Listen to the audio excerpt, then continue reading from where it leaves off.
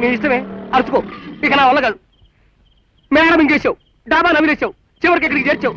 ఇంకా ఆకలేస్తే అదిగో ఆ పెంకులు మింగు. ఒరే ఒరే ఒరే ఒరే ఒరే ఒరే, ఏమి తిండి అది నీ మొహమంట. నువ్వు శాకాహారి వాడు సరిపోయింది. అదే నువ్వు చికెను మటను ఫిష్ అంటే నేను చచ్చి ఊరుకునేవాడిని. నీ మొహమంట మింగు, ఆ పెంకులే మింగు. పెంకులన్నారా? వీరేంద్రాయ నమః. నా మహాపెరుగు నవల్లో కూడా ఉంది, ఈ అంశం కూడా ఉంది. ఉంటే ఉంది కానీ నీ మొహమంట.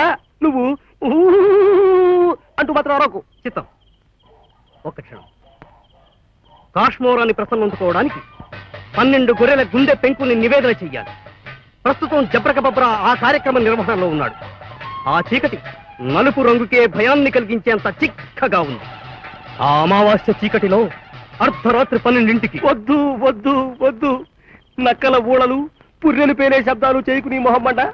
నా ఒంట్లో బాగుండలేదు. చిత్తం, పెద్దగా అరవలేండి అని నక్కలరిచాయి. జడల మర్రి చాటు నుంచి పాక్రా చూస్తున్నాడు. పాక్రారా? ఆ తర్వాత నంగలు, నాగార్జున సాగరు, శ్రీశైలం ప్రాజెక్టు ఇవన్నీ వస్తాయి నీ మొహమ్మంట. పాక్రా దృష్టి జబ్రక బబ్రా మీద ఉంది. ఎవరి మీద ఉంది? ఇదిగో ఆ పేరు 10 సార్లు అనుకు, ఏం బాగుండలేదు. పాక్రాకి తెలియకుండా ఇంకో వైపు నుంచి పంతిల్ చూస్తున్నాడు. పంతిల్ చూస్తున్నాడు. పంతిల్కి కూడా తెలియకుండా మరోవైపు నుంచి ఇలా ఎంతమంది చూస్తారు? ఇంకో 20 ముగ్గురు. ఎడినా మేగారు? ఎవడో మేగారు?